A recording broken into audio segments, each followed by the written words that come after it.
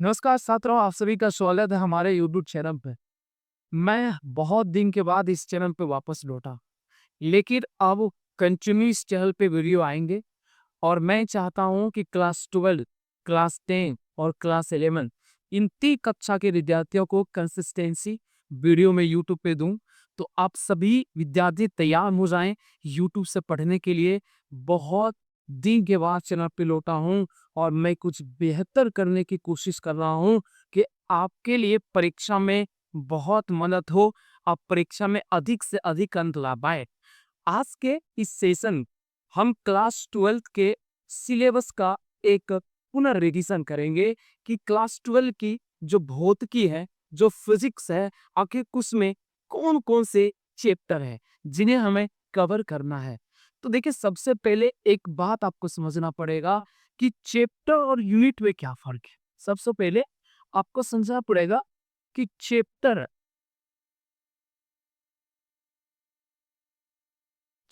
और यूनिट में क्या फर्क है, ये बात आप समझेंगे तो ही जाकर के क्लास 12 की पढ़ाई आप ठीक से कर पाएंगे। तो चलिए समझते हैं। देखिए, चैप्टर क्या है और यूनिट क्या है, इस बात को समझिए। यूनिट बड़ा होता है।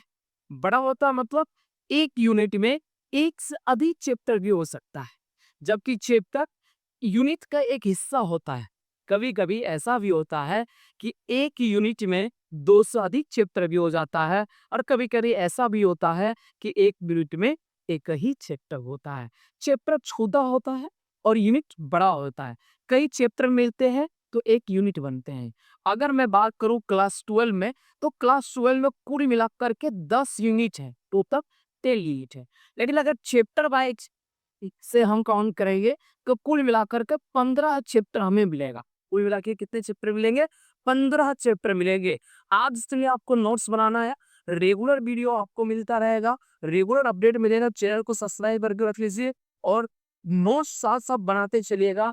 परीक्षा में आपका ज्यादा से ज्यादा नंबर लाने के लिए, मैं मदद करने के लिए यूट्यूब पे आए हैं। इसलिए आप चैनल को सब्सक्राइब करके रखिएगा और वीडियो पसंद आए तो आगे भी इसे शेयर करते रहिए, ठीक है। हाँ, तो मैं बता रहा था आपको कि अगर क्लास 12 में फिजिक्स केमिस्ट्री की आप बढ़िया से तैयारी करना चाहते हैं, एकदम खूबसूरत तो तैयारी करना चाहते हैं, तो उसका सबसे बढ़िया विकल्प है कि आप ये समझिए कि ये यूनिट और चैप्टर क्या होते हैं। देखिए, यूनिट बड़ा होता है, एक से अधिक चैप्टर मिलकर के एक यूनिट बनता है, जबकि चैप्टर क्या, कुछ टॉपिक लेकर के उस टॉपिक से उठाया जाता है जिसको मिलाकर के चैप्टर बनाया जाता है। ठीक हुआ, यहाँ तक समझना है। चलिए समझते हैं कि क्लास 4 में मिला के कितने यूनिट है। कुल मिला के 10 यूनिट है और कुल मिला के कितने चैप्टर है, तो कुल मिला के 15 चैप्टर है। इतनी बात आपको समझ में आ गया होगा बिहार मोड़ के लिए। अब हम आगे बढ़ते हैं, ठीक है। अब हम आगे बढ़ते हैं। देखिए, सबसे पहला जो चैप्टर है ना, उस चैप्टर का नाम क्या है? पहले देखिए, मैं ले आता हूँ। पहले आइए, सबसे पहले ध्यान देंगे कि जो देख रहा विद्युत आवेश तथा क्षेत्र, ये आपका चैप्टर 1 है। ये आपका चैप्टर 1 है। ये चैप्टर 1 है, विद्युत आवेश तथा क्षेत्र। ये आपका चैप्टर 1 है, ठीक है। मैं ये भी आपको बताऊंगा कि कौन सा यूनिट 1 में, कौन कौन सा चैप्टर यूनिट 1 में है, ये भी बताऊंगा। अभी पहले ध्यान दीजिएगा, ये आपका चैप्टर 1 है, जिस चैप्टर का नाम है विद्युत आवेश तथा क्षेत्र, यानी इलेक्ट्रिक चार्जेस एंड फील्ड्स। इस चैप्टर में आप क्या अध्ययन करेंगे? इस चैप्टर में आप पढ़ेंगे आवेश क्या है, आवेश के क्या गुण है, और आवेश के कारण उत्पन्न आवेश के कारण उत्पन्न विद्युत क्षेत्र के बारे में।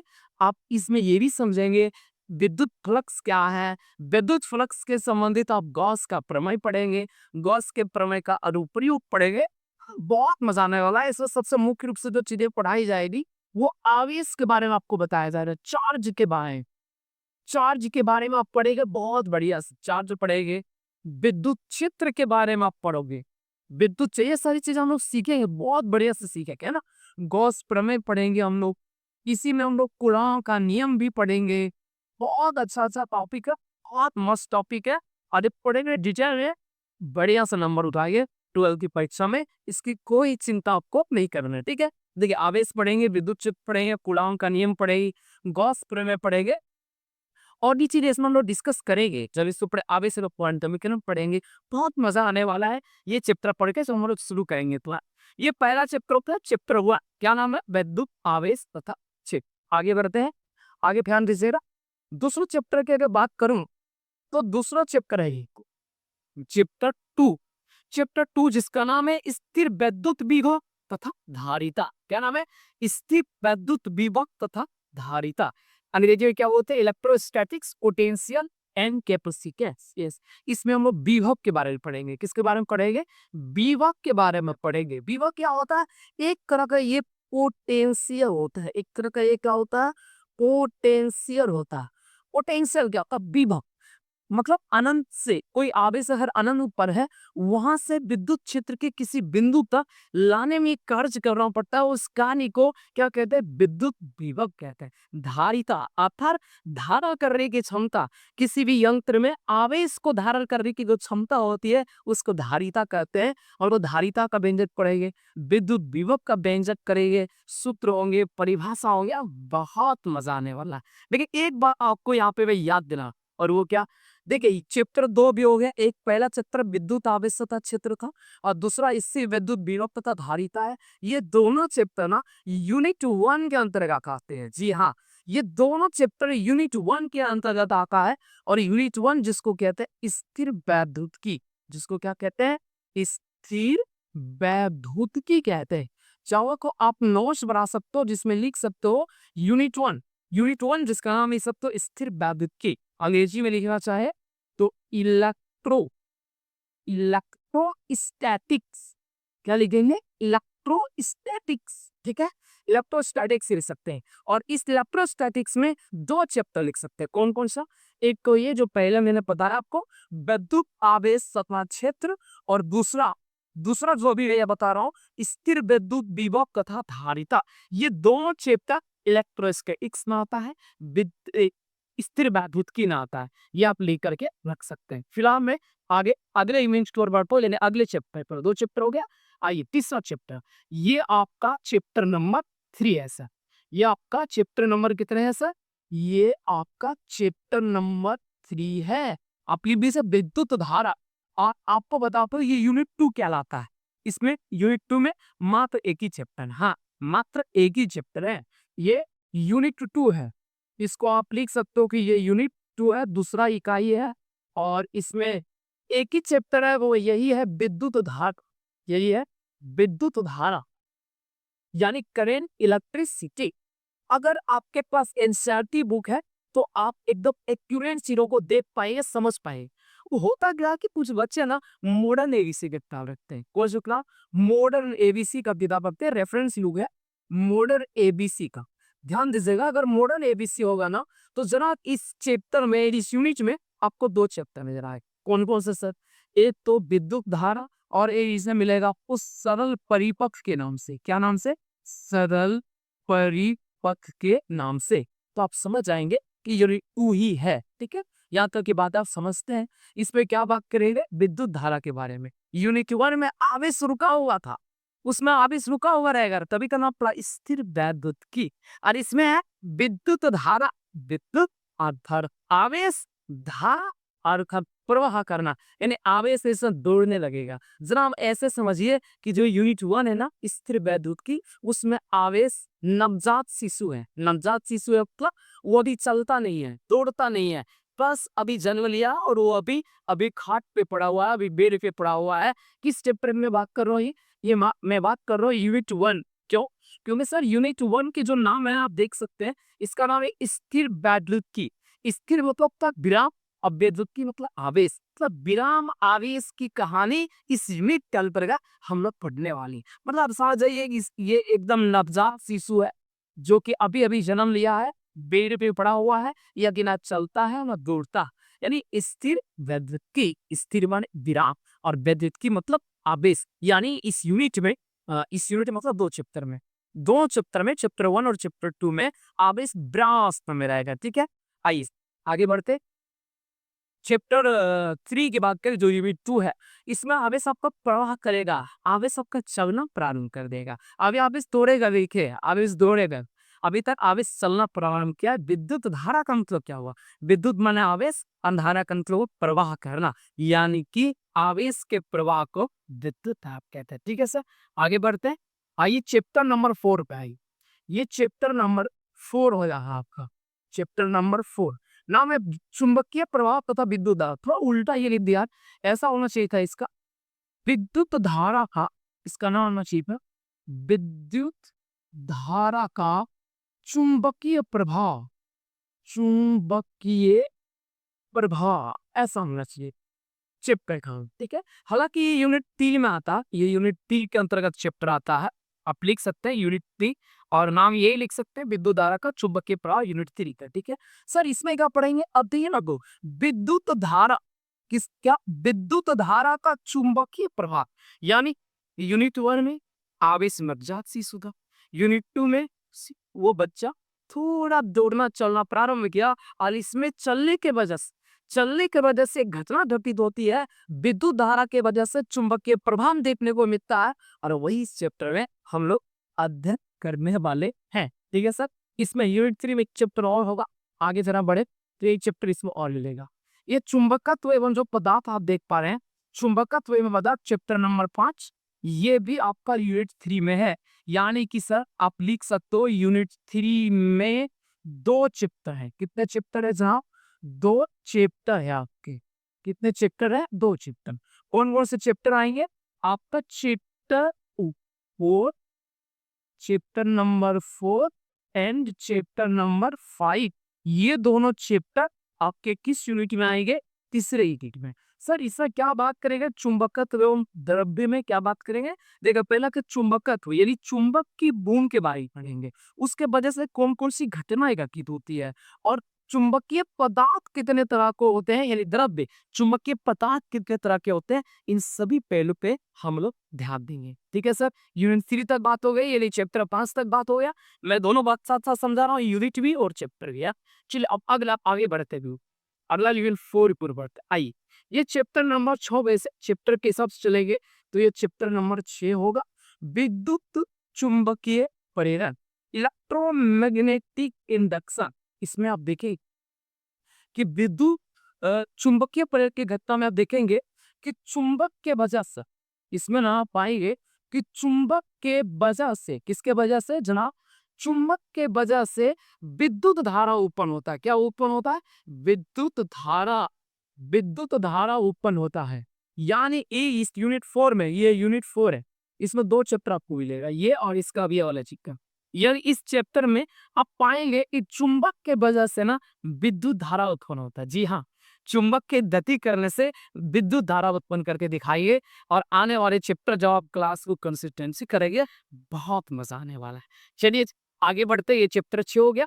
चैप्टर 7 की ओर हम लोग बढ़ते हैं। हाँ, तो ये आ गया आपका चैप्टर नंबर 7। लेकिन चैप्टर का नाम यहाँ बेल्ट लिखा हुआ, आप ये लिखेंगे, चैप्टर का नाम लिखेगा प्रत्यावर्ती धारा। क्या लिखेंगे? प्रत्यावर्ती धारा, अंग्रेजी में अल्टरनेटिंग करंट लिखा हुआ, अल्टरनेटिंग करंट।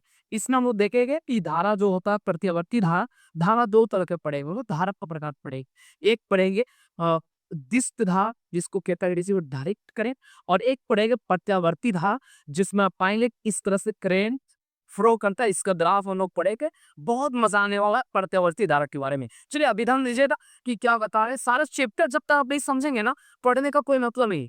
पूरी सिलेबस समझिए, जब सिलेबस समझ जाएंगे तभी तो पढ़ने में मजा आएगा। चलिए चैप्टर नंबर 8 को हम लोग बढ़ते हैं। आइए ये चैप्टर नंबर आपका 8 हो गया। ये चैप्टर नंबर 9 में आप क्या नाम है? विद्युत चुंबकीय तरंग। ये यूनिट 5 नहलाते आता, वो दोनों जो चैप्टर था 6-7 वो यूनिट 4 में था, ये यूनिट 5 नाम है। ठीक है, ये यूनिट 5 नाम।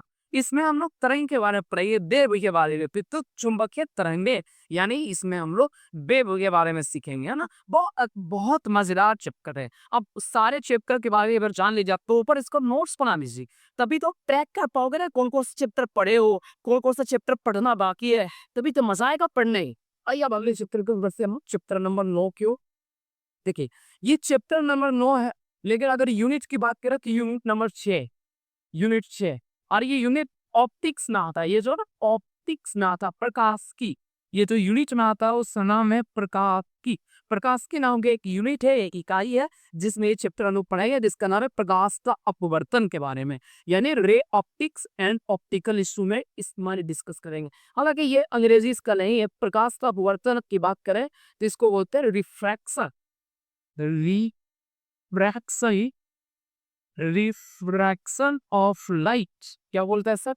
रिफ्रैक्शन ऑफ लाइट बोलते हैं। हाँ, तो रिफ्रैक्शन ऑफ लाइट के बारे में इस चैप्टर में डिस्कस करेंगे। हालांकि यूनिट 6। अगला चैप्टर देखते हैं 10वां चैप्टर।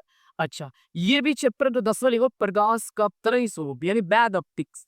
यानी एक तरह से मैं अपने हिसाब से इसका नाम दूं, मैं बोलूंगा तरंग प्रकाश की बात हो रही है। यहाँ पे किस प्रकाश की बात हो रही है? तरंग प्रकाश की बात हो रही है ना, मतलब वेव ऑप्टिक्स के बारे में। इसमें हम लोग प्रकाश के वेव नेचर के बारे में सीखेंगे, जिसमें हाइगेंस का सिद्धांत, बहुत सारी चीजें वो पढ़ना है, व्यतिकरण, विवर्तन, ध्रुवण, बहुत सारी चीज पढ़ना है। हालांकि ये यूनिट 6 का ही पार्ट है, ये यूनिट 6 का ही पार्ट है। चलिए चैप्टर नंबर 11 के बढ़ते हैं।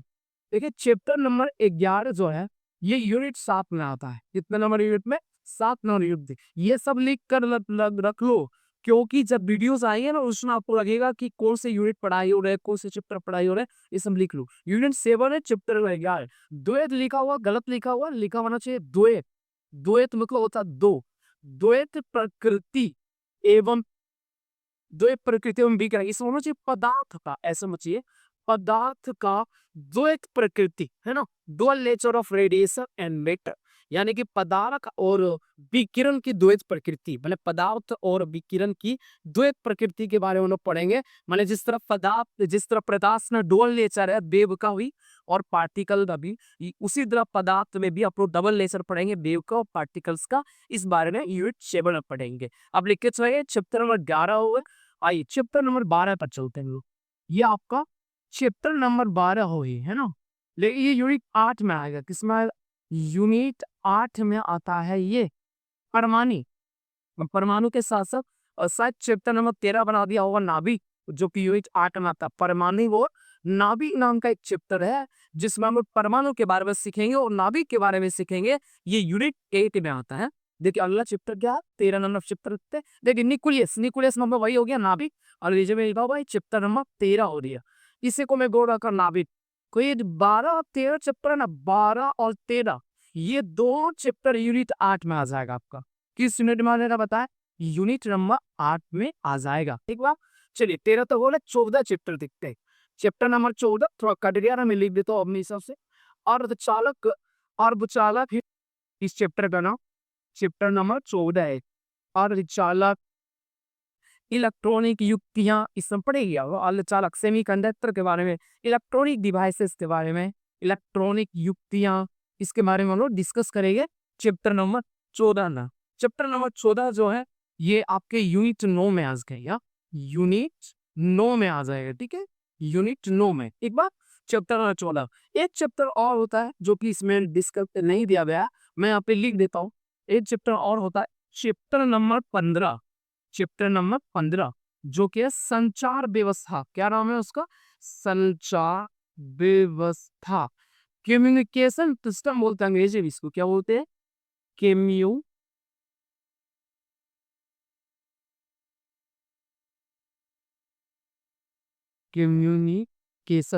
Communication system, SYSTM, communication system बोला जाता है रिले संचार व्यवस्था। ये चैप्टर नंबर 15 और इसको यूनिट 10 में रखा गया। तो अभी आपने क्या देखा? आपने देखा पूरी फिजिक्स का, पूरे भौतिकी का मैंने सिलेबस रिमाइंड आपको कराया, जिसमें आपको ये बताया कि यूनिट 1 यानी इलेक्ट्रोस्टैटिक्स, जिसमें 2 चैप्टर हैं, और विद्युत, यूनिट 2 विद्युत धारा, यूनिट 3 विद्युत धारा का चुंबकीय प्रवाह, यूनिट 4 विद्युत विद्युत चुंबकीय प्रेरण, एक विद्युत चुंबकीय प्रेरण एवं प्रत्यावर्ती धारा, और यूनिट 5 विद्युत चुंबकीय तरंग, यूनिट 6 ऑप्टिक्स पढ़ा बताया, यूनिट 7 में पदार्थ एवं विकिरण की द्वैत प्रकृति, यूनिट 8 में परमाणु एवं नाभिक, यूनिट 9 में सेमीकंडक्टर, यूनिट 10 में संचार व्यवस्था बताया। ये पाठ्यक्रम का एक वीडियो है, इससे आपको पता चलेगा कि कौन कौन से चैप्टर आप पढ़ लिए, कौन कौन से चैप्टर नहीं पढ़े। तो नेक्स्ट वीडियो जो होगा वो पहला यूनिट यानी इलेक्ट्रोस्टैटिक्स यानी चैप्टर नंबर 1 का एक्सप्लेनेशन आएगा, नोट्स आपको मिल जाएगा। अगर ये आप चाहते हैं, इसका PDF चाहते हैं, ये पूरी जो ये PPT पूरा चाहते हैं, तो मैं इस वीडियो के डिस्क्रिप्शन में जाइए, टेलीग्राम चैनल का लिंक दिया गया है। टेलीग्राम चैनल को ज्वाइन के लिए आपको आज शाम तक वीडियो आने के 1-2 घंटे बाद आपको ये पीपीटी मिल जाएगा। जब तक आप वीडियो देखेंगे तब तक आपको ये पीपीटी आपके टेलीग्राम चैनल पे मिल जाएंगे। टेलीग्राम चैनल का नाम है फिजिक्स मिरर ऑफिशियल। तो जा करके आप सर्च कर लो फिजिक्स मिरर ऑफिशियल, या आप फिजिक्स मिरर की सर्च करोगे तो शायद आ जाएगा, और नहीं अगर आता है तो मैं लिंक दे दूंगा, आप लिंक के थ्रू से जाकर के चैनल को ज्वाइन कर लीजिएगा। ठीक है, मिलते हैं फिर अगले नए वीडियो के साथ। जय हिंद, जय भारत।